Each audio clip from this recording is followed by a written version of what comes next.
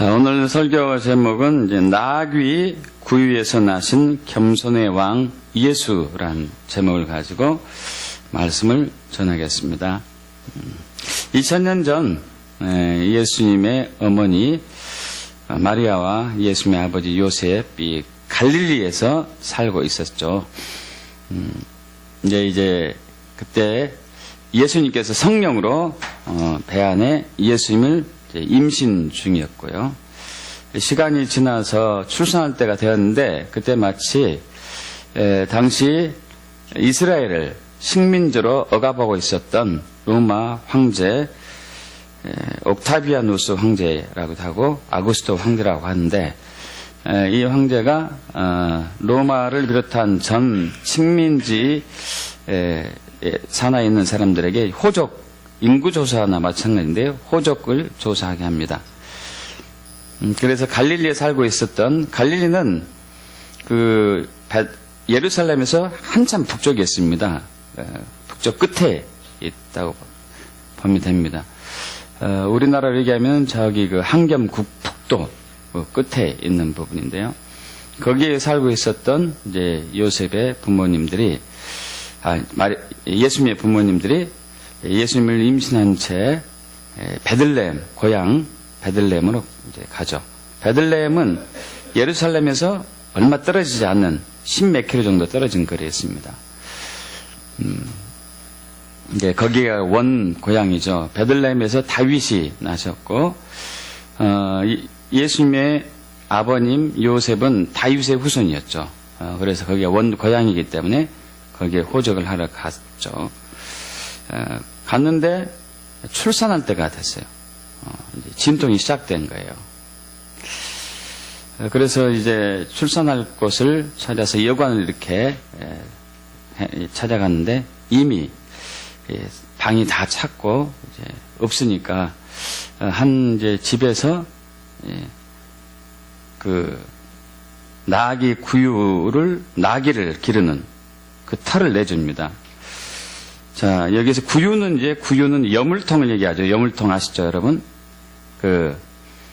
소나 나귀, 말, 이들이 먹을 수 있는 그 먹이통을 얘기합니다.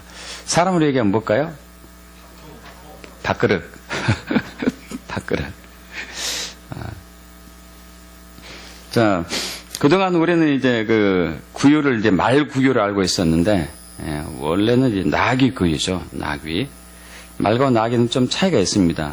이따 좀 나누겠습니다만은 왜 나귀 구유라고 이제 정확하게 증가할 수 있냐면은 우리 이사야 1장 3절에 하나님께서 이스라엘 백성들을 이사야 선지자를 통해서 책망하시면서 그러니까 이스라엘 백성들이 하나님을 배반하고 자꾸 떠나는 거예요. 그래서 이렇게 책망하죠. 소도 자기 주인을 알고 나귀도 자기 구유를 안다. 여물통을 자기 밥그릇을 자기 먹이통을 안다. 근데 너희는 어찌 나를 버리느냐. 이런 이제 표현이 이렇게 나오고 있거든요. 그래서 이제 이걸 통해서 이제 보면은 말 구유가 아닌 나귀 구유를 우리가 또 알 수 있고요. 여러분 그렇다고 이 나귀 구유 또 나귀를 가두는 기르는 곳이 그렇게 우리가 상상한 것처럼 더럽거나 지저분하지는 않습니다. 예수님 당시 이스라엘 백성들이 살고 있었던 주거 환경을 잠깐 설명해 보면은 대부분의 가난한 사람들은요 집을 이렇게 지어서 살기보다는 2000년 전입니다, 여러분. 2000년 전 그들은 이제 가난한 사람들은 동굴을 파서 살았어요. 동굴. 이 집의 장점은 동굴을 파서 사는 집의 장점은 재료비 별로 안 들어가잖아요. 파기만 하면 되니까. 또 하나는 여름에는 시원해요. 동굴 안이. 그러죠? 겨울에는 어떻게 할까요? 따뜻합니다. 동굴 안이 따뜻해요. 천연 냉난방 시스템이죠. 지금도 베들레헴에 이제 가서 살펴보면요. 지금도 옛날에 살았던 그 동굴의 흔적이 20몇 개나 남아있다고 해요. 그 정도로 이제 보편적인 서민들이 사는 집들이었는데, 겨울이 되게 되면은 가축들, 여름, 가을에는 가축을 밖에 내놓지만은 추운 겨울이 되면 가축들을 동굴 안으로 들이게 됩니다. 이때 동굴 안으로 들일 때 밖에 있었던 여물통, 구유도 이제 집 안으로 들이게 되죠. 그래서 거기서 이제 먹이고 재우고 하는데, 같이 먹고 사는 것은 맞지만은 약간 구분이 됐어요. 동물, 짐승들이 사는 터하고 사람들이 사는 터는 한 25cm 정도, 20cm 턱이 돼가지고 약간 구분을 해놓은 상태에 있습니다. 자, 그런데 이제 그 나귀 구유를 이렇게 이제 표현을 하면서, 누가복음 2장, 우리가 방금 봤던 말씀에서 2장 11절을 보면은 12절에 이제 구유에 누워있는 이제 나귀 구유죠. 아기를 볼 텐데, 이 구유가 이 누가복음 2장에서 3번 등장하죠. 2장 7절에도 이제 구유라는 단어가 나옵니다. 2장 7절. 제가 읽을게요. 첫 아들을 낳아 강보로 싸서 구유에 누웠으니 이는 여관에 있을 것이 없음이라라. 16절도 마찬가지인데요. 빨리 가서 마리아와 요셉과 구유에 누인 아기를 찾아서, 이 구유란 단어가 2장 7절하고 2장 12절과 2장 16절에 3번 이게 등장하는데, 이 3이라는 숫자는 좀 중요합니다. 이 예수님 당시에 이제 고대 근동 지방에서는 3번을 반복하게 되면 이건 완전수, 완성, 완벽하다, 이런 것을 얘기하고 있죠. 아까 우리 이제 찬양과 경배할 때 동방 박사들이 3가지 예물을 드렸습니다. 그죠? 3가지 예물. 이건 굉장히 이제 중요한 부분이죠. 세 사람의 동방 박사는 아니고, 세 사람이라고 이제 근거는 추측할 정확한 것은 아니고요. 이제 여러 사람이었던 것 같고, 어쨌든 3가지 예물을 드렸던 거. 베드로가 예수님을 3번 부인했지만은 부활하신 예수님이 베드로에게 찾아와가지고 다시 3차례 네가 나를 사랑하느냐 물었던 그 예수님의 질문 속에서 우리는 3이라는 숫자는 굉장히 중요하다는 것을 이제 알 수가 있고요. 자, 그런데 예수님이 태어나실 때 나귀가 이제 자라는 환경에서 이제 나귀 여물통에 누워서 태어난 것처럼 예수님께서 돌아가시기 직전에 예루살렘 성으로 입성한 장면이 나오죠. 입성하는데, 그러고 나서 이제 며칠 후에 십자가 고난당하시고 죽으시고 부활하시죠. 입성할 때 예수님이 타신 동물이 역시 나귀예요. 나귀. 우리 여기 접어두시고 마태복음 21장 6절에서 9절로 가겠습니다. 마태복음 21장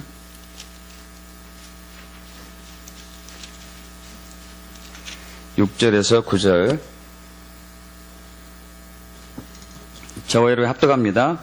제자들이 가서 예수께서 명하신 대로 하여 나귀와 나귀 새끼를 끌고 와서 자기들의 겉옷을 그 위에 얹음에 예수께서 그 위에 타시니 무리의 대다수는 그들의 겉옷을 길에 펴고 다른 이들은 나뭇가지를 베어 길에 펴고 앞에서 가고 뒤에서 따르는 무리가 소리를 높여 이르되 호산나 다윗의 자손이여 찬송하려다 주의 이름으로 오신 이여 가장 높은 곳에서 호산나 하더라. 아멘.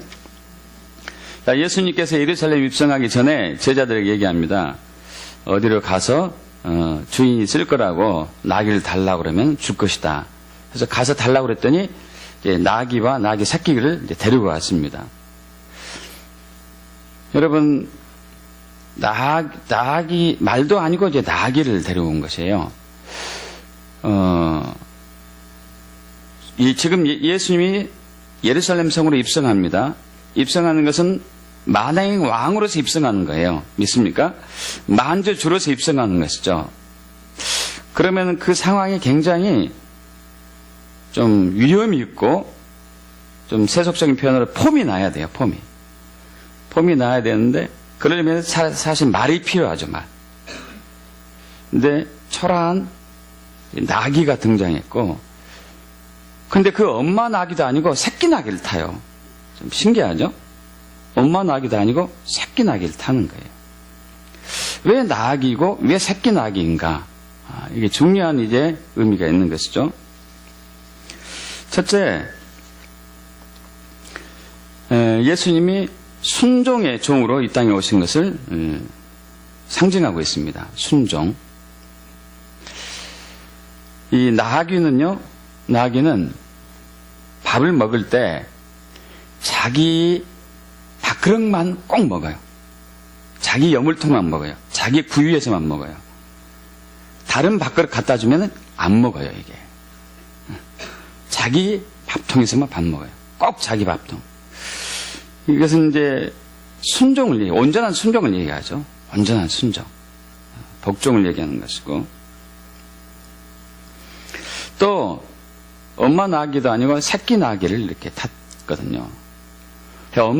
자, 새끼 나귀가 순수하게 자기 등을 내어주고 예수님께 자기 등을 내어주고 타게 하셨습니다. 사실 새끼 나귀가 이제 사람을 태우는 게 쉽진 않을 거예요. 근데 순수하게 그냥 태웠어요.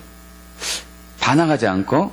물론 이제 나귀의 습성이 그런 이제 순종하는 편이긴 하지만, 그래도 새끼 입장에서는 좀 버거운데도 이제 저항하지 않죠. 왜 그럴 수 있을까요? 엄마가 옆에 있기 때문에. 엄마 나귀가 옆에 있기 때문에 엄마가 가는 길이라면은 새끼 나귀는 항상 따라가게 되겠죠. 여기서도 보면 순종이 있습니다. 순종이. 엄마가 있는 곳에 새끼 나귀는 졸졸졸 따라다녀요. 그래서 그 위에 사람이 탔어도 그냥 가는 거죠. 그냥.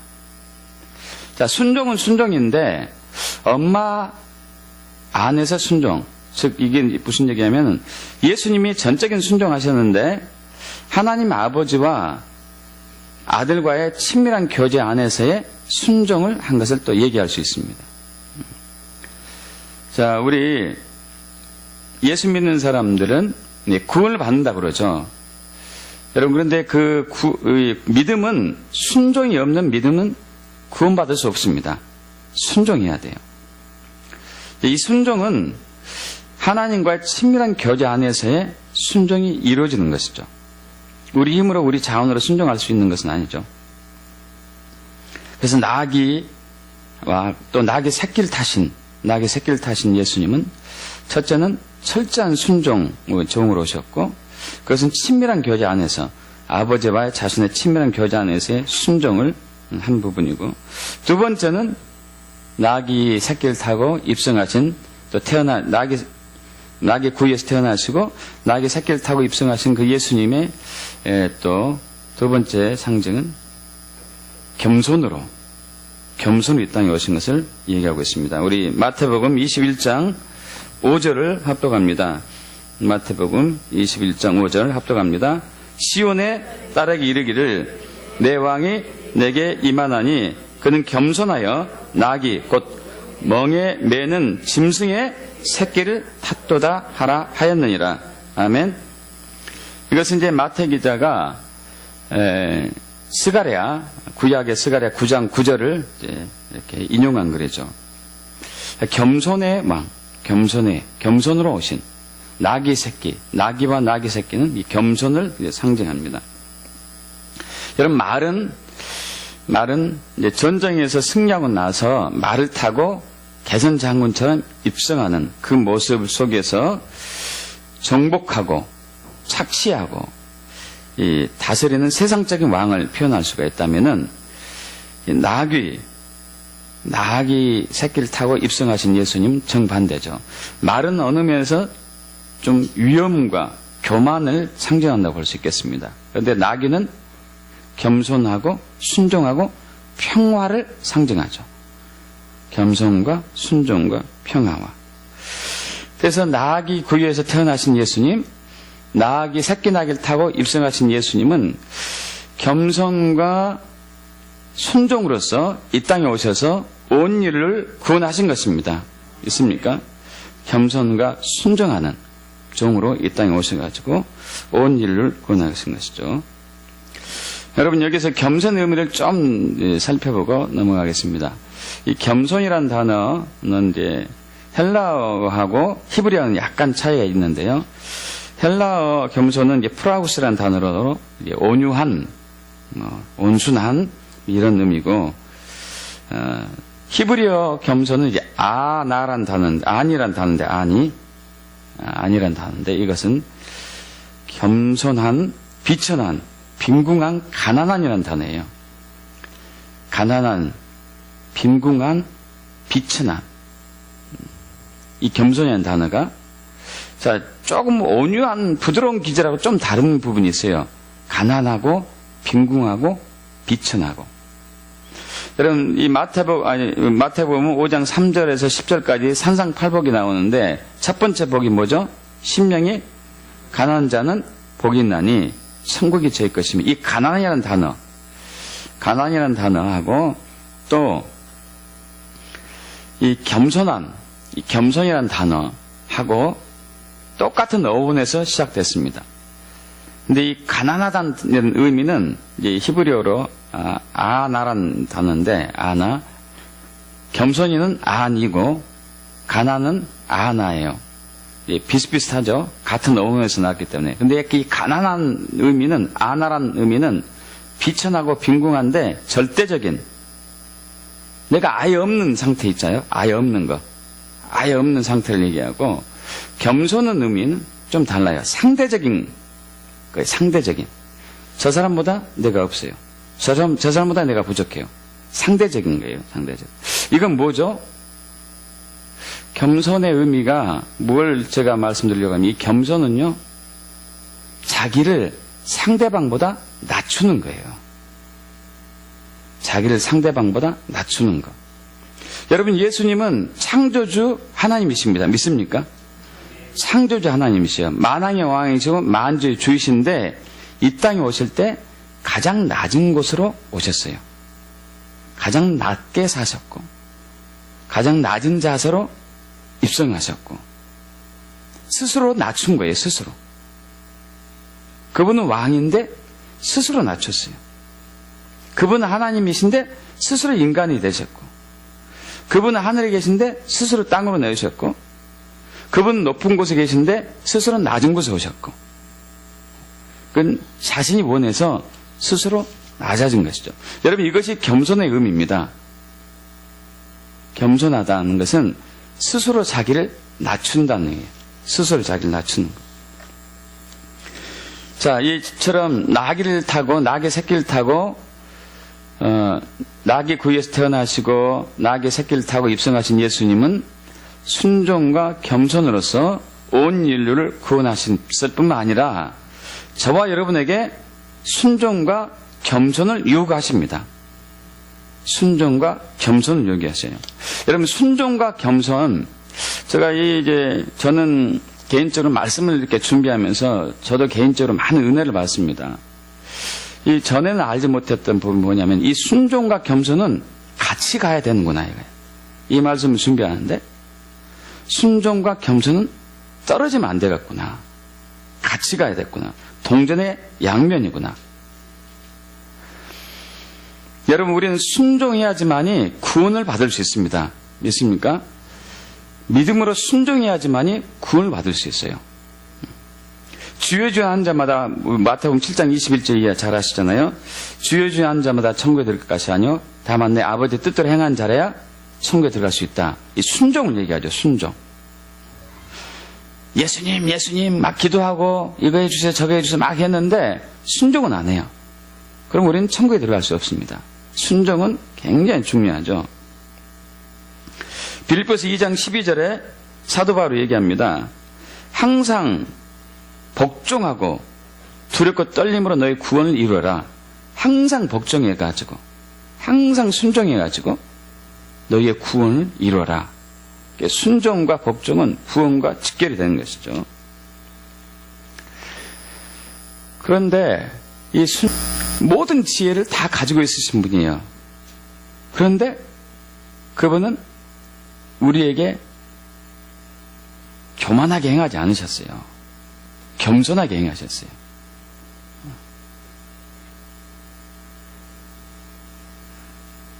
그래서 겸손이 없는 순종이 있을 수 없더라고요. 있을 수 없어요. 겸손한 자가 순종하는 거더라고요.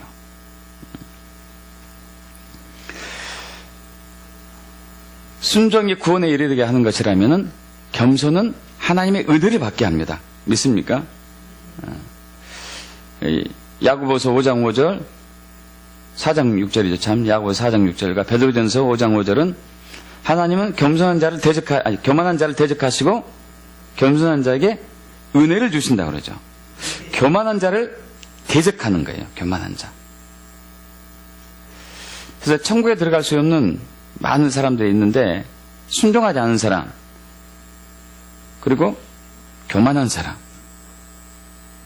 교만한 사람은 순종할 수 없기 때문에. 은혜가 있어야지만이 우리는 구원에 이를 수 있어요. 믿습니까? 하나님의 은혜 없는 구원은 없죠.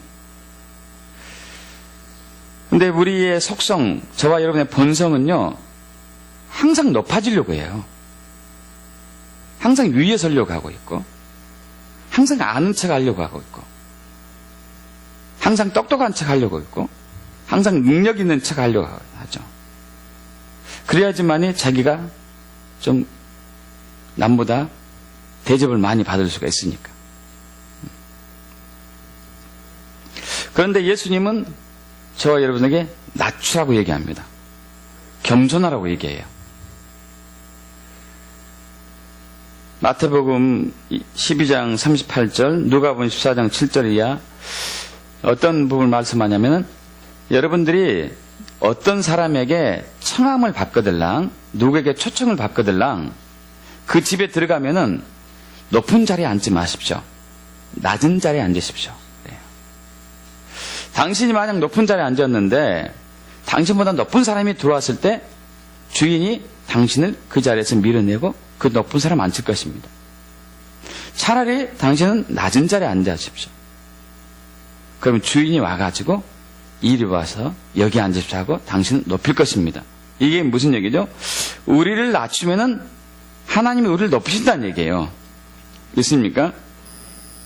우리를 낮추면 하나님이 우리를 높인다는 얘기예요. 근데 문제는 우리가 우리를 스스로 높이려고 애를 많이 써요. 스스로 높이려고.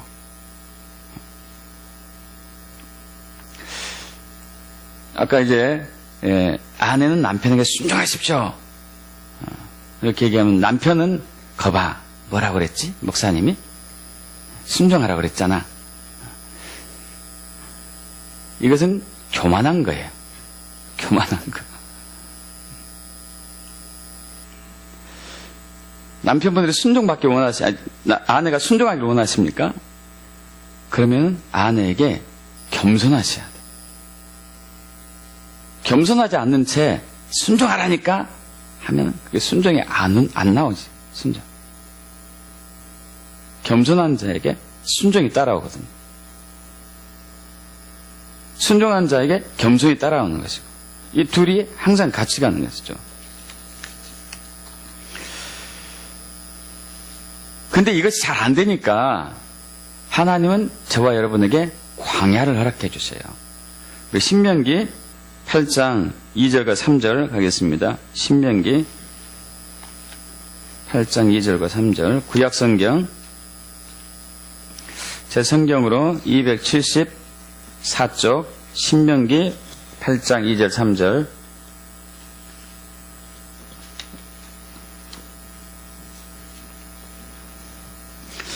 합독해 볼까요?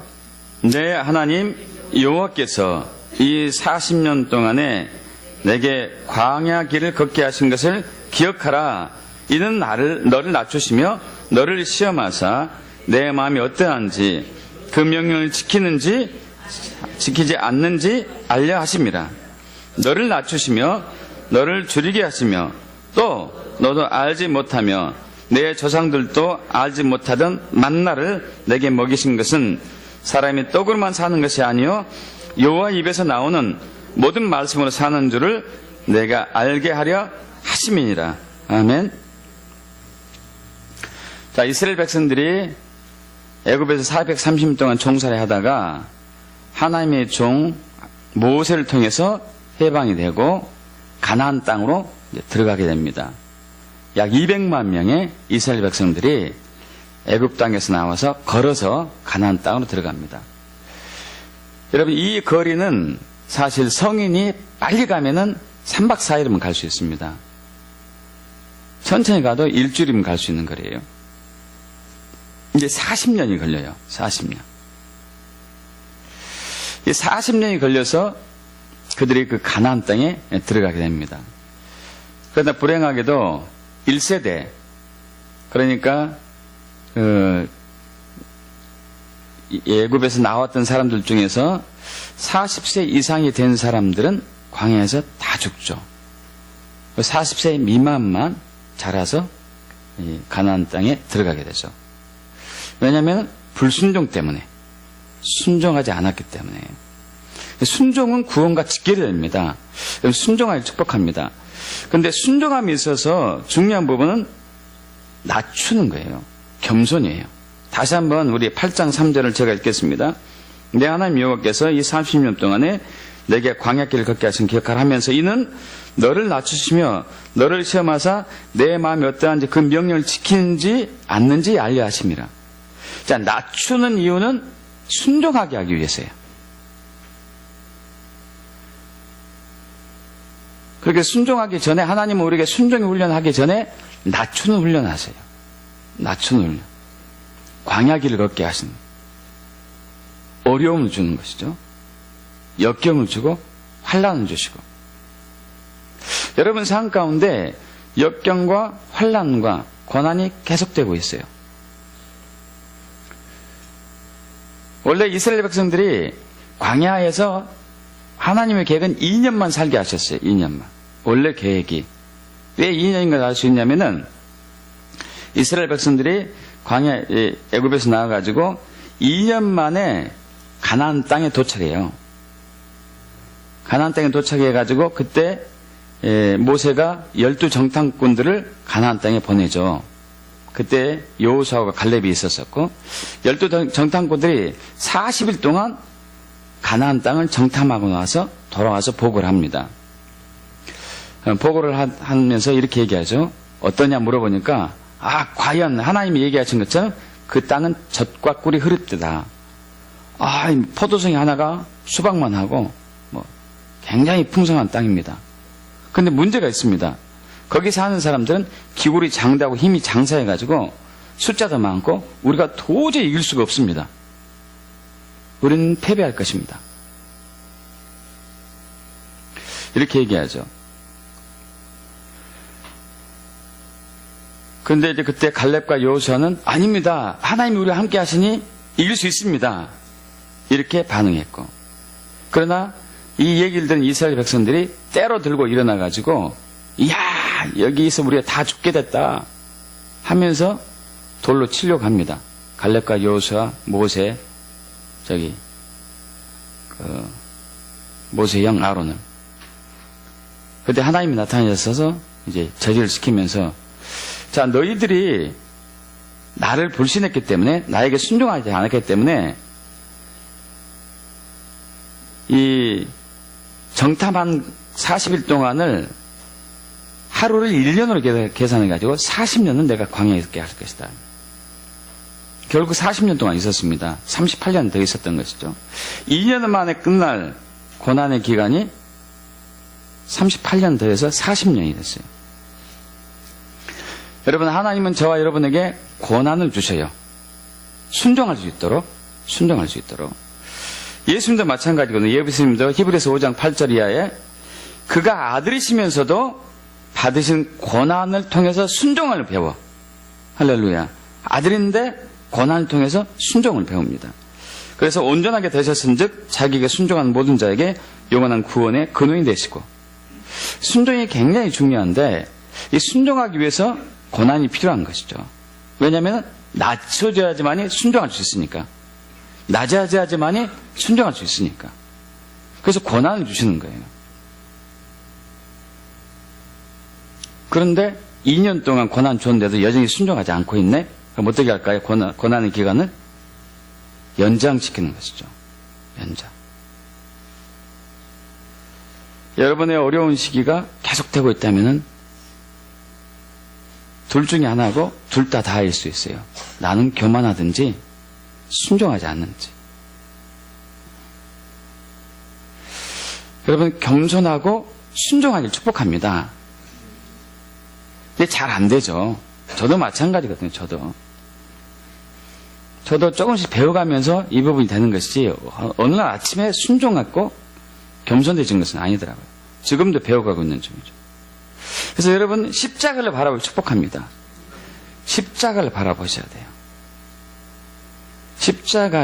예수님의 십자가가 겸손을 상징하니 겸손이에요. 그분은 겸손 자체고 예수님은 순종 그 자체이셨어요. 죽기까지 순종하셨어요. 믿습니까? 태어날 때부터 겸손으로 태어났고 죽는 순간에 겸손하게 죽으셨고 자기를 낮추시고 우리는 주님을 바라봐야 돼요. 항상 예수를 묵상해야 돼요. 항상 십자가를 의지해야 돼요. 그래서 그분의 겸손이 성령을 통해서 저와 여러분에게 와야 됩니다. 그분의 순종이 성령을 통해서 저와 여러분에게 비춰져야 돼요. 그래서 우리는 수시로 순종과 겸손의 자리로 가야 됩니다. 그것이 진정한 구원에 이르게 하는 것이에요. 믿습니까? 진정한 구원. 여러분 순종하기 축복합니다. 근데 순종은 겸손이 없는 순종은 없습니다. 여러분을 낮추셔야 돼요. 남편보다 아내 된 분들에게 얘기하는데 남편보다 자신 낮추십시오. 남편분들 얘기하죠. 아내보다 자신 낮추셔야 돼요. 항상 낮추셔야 돼요. 그래야지 순종할 수 있습니다. 말씀에. 그 순종한 자에게 하나님 주시는 복이 넘치게 있는 것이죠. 겸손한 자에게 하나님 주시는 은혜가 넘치게 있는 것이고. 할렐루야. 크리스마스 성탄. 원래 정확한 이날에 태어나신 것은 아닙니다. 한 1월경이 맞는다고 봐요. 저는 1월경이. 어쨌든 그것은 중요한 것은 아니고요. 이 땅에 오신 예수님은 겸손하게 오셨고 이 땅에서 사신 동안에 순종으로 사셨고 이 땅에 또 왕으로 입성할 때도 겸손하게 입성하셨고 죽으실 때도 온전한 순종으로 돌아가셨습니다. 저와 여러분을 구원하기 위해서 우리도 그 구원의 길을 따르려면은 순종과 겸손으로 가야 돼요. 이 성탄을 맞이하여서 우리 다시 한번 예수를 바라봅시다. 온전히 순종하신 예수님, 아주 최저의 밑바닥을 낮추신 예수님, 그분을 바라보고 그분을 따르게 축복합니다. 기도하죠.